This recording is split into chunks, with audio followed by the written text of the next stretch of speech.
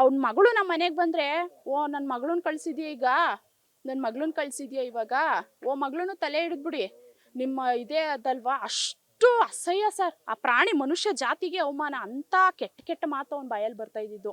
ನಾವು ಸುಮಾರು ದಿವಸದಿಂದ ಅವ್ರ ಹತ್ರ ಮಾತನ್ನು ಬಿಟ್ಬಿಟ್ಟಿದ್ವಿ ಸರ್, ಇಷ್ಟು ಅಸಹ್ಯವಾಗಿ ಮಾತಾಡ್ತಾನೆ, ನಮ್ಮ ಮರ್ಯಾದೆ ನಾವೇ ಯಾಕೆ ಕಳ್ಕೊಳ್ಳೋದು ಅಂತ. ಈಗ ಸುಮಾರಾಗಿ ಒಂದು ಲೆವೆಲಿಗೆ ಮಾತಾಡ್ತಾ ಇದ್ವಿ, ಮಗಳು ವಯಸ್ಸಿಗೆ ಬಂದ್ಲು, ಯಾಕೆ ಸುಮ್ಮನೆ ಜಿದ್ದು ನಮ್ಮ ಮಧ್ಯೆನೆ ಅಂತ ಅಂದ್ಬಿಟ್ಟು.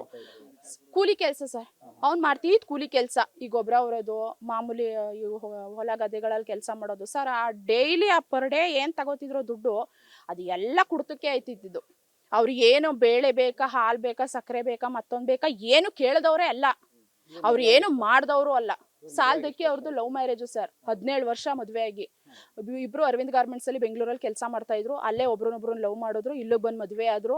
ಮನೇಲಿ ಅವ್ರ ಮನೇಲಿ ಸೇರಿಸ್ಲಿಲ್ಲ, ಯಾಕಂದ್ರೆ ಇಂಟರ್ ಕ್ಯಾಸ್ಟ್ ಮ್ಯಾರೇಜು. ಹುಡುಗ ಬಂದು ಗೌಡಾಸು, ಹುಡುಗಿ ಬಂದು ವಿಶ್ವಕರ್ಮ, ನಾವೆಲ್ಲ ವಿಶ್ವಕರ್ಮ ಜನಾಂಗದವರು. ಹುಡುಗ ಬಂದು ಗೌಡಾಸು, ನಮಗೂ ಅವ್ರಿಗೂ ಆಗಲ್ಲ ಅಂತ ಅಂದ್ಬಿಟ್ಟು ಸೇರ್ಸಿರ್ಲಿಲ್ಲ. ಇವನ್ನ ಈಗ್ಲೂ ನಮ್ಮನೇಲೇ ಇದ್ದಿದ್ದು ಸರ್, ನಮ್ಮನೇಲೇನೆ ಅವ್ನು ಇದ್ದಿದ್ದು, ನಮ್ಮನೇಲೇ ಇದ್ದು, ನಮ್ಮನೇಲೇ ತಿಂದು, ನಮ್ಮ ಆಂಟಿಗೆ ಚಿತ್ರ ಹಿಂಸೆ ಕೊಟ್ಕೊಂಡು ಕೊನೆಗೂ ಅವ್ನು ಕೊಲೆ ಮಾಡ್ದ ಸರ್. ಆ ಕೊಲೆ ಮಾಡೋದಕ್ಕೂ ಒಂದು ಇನ್ಸಿಡೆಂಟ್ ಇತ್ತು ಸರ್. ನಮ್ಮೂರ್ ಪಕ್ಕನೇ ಎಲಿಯೂರ್ ಸರ್ಕಲ್ ಹತ್ರ ಒಂದು ಇನ್ಸಿಡೆಂಟ್ ನಡೆದಿತ್ತು. ಆಯಪ್ಪನು ಸೇಮ್ ಹೆಂಡತಿ ತಲೆನ ಕತ್ತರಿಸ್ಬಿಟ್ಟು ಮರ್ಡರ್ ಮಾಡ್ಬಿಟ್ಟು ಜೈಲಿಗೆ ಬಂದಿದ್ರು. ಆ ಇನ್ಸಿಡೆಂಟ್ ಇವ್ನಿಗೆ ಇನ್ಸ್ಪಿರೇಷನ್ ಆಗಿರ್ಬೇಕು ಮೇ ಬಿ, ಅಂದ್ರೆ ಅದಾಗಿ ತುಂಬಾ ವರ್ಷ ಆಯ್ತು.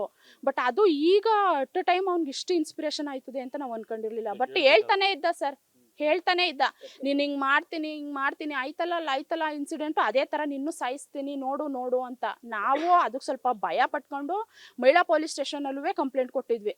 ಹಿಂಗ್ ಕುಡ್ಕೊಬಂದು ನಮಗೆ ದಿನ ಟಾರ್ಚರ್ ಕೊಡ್ತಾನೆ, ನನ್ನ ಮಗಳಿಗೂ ನಂಗೂ ನೆಮ್ಮದಿ ಇಲ್ಲ, ಹಿಂಗೆ ಹೇಳ್ತಾ ಇದ್ದಾನೆ ಅಂತ ಮಹಿಳಾ ಪೊಲೀಸ್ ಸ್ಟೇಷನಲ್ಲೂ ಕಂಪ್ಲೇಂಟ್ ಇಶ್ಯೂ ಮಾಡಿದ್ವಿ ಸರ್ ನಾವು.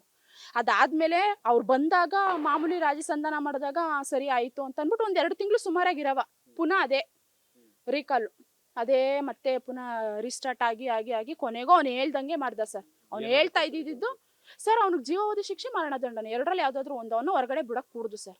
ನನ್ನ ಮಗಳು ಅಂತಾನೆ ನಾವು ಇದುವರೆಗೂ ಅವಳನ್ನ ಬೆಳೆಸಿರೋದು, ತಂಗಿ ಅಂತ ಎಲ್ಲೂ ಹೇಳ್ಕೊಂಡು ಇಲ್ಲ, ನಮ್ಮ ಮಗಳು ಅಂತಾನೆ ನಾವು ಬೆಳೆಸಿದ್ದು. ಆ ಮಗಳಿಗೂ ನ್ಯಾಯ ಬೇಕು ಸರ್. 16 ವರ್ಷದ ಹುಡುಗಿ, ನಾವೆಲ್ಲ ರೆಂಟ್ ಮನೇಲಿ ಇರೋರು, ಅವನು ಆಸ್ತಿ ಇರೋನು, ಜಮೀನ್ ಇರೋನು, ಹೊಲ ಇರೋನು, ಗದ್ದೆ ಇರೋನು, ಮನೆ ಇರೋನು. ಕೊಡ್ಲಿ ನನ್ನ ತಂಗಿಗೆ ಏನ್ ಬೇಕು, ಅವಳ ಜೀವನಾಂಶನೂ ಕೊಡ್ಲಿ, ಇವ್ನಿಗೆ ಶಿಕ್ಷೆನೂ ಆಗ್ಲಿ ಸರ್. ನಮ್ಮ ಆಂಟಿ ಸಾವ್ಗೆ ನ್ಯಾಯನೂ ಸಿಗ್ಬೇಕು.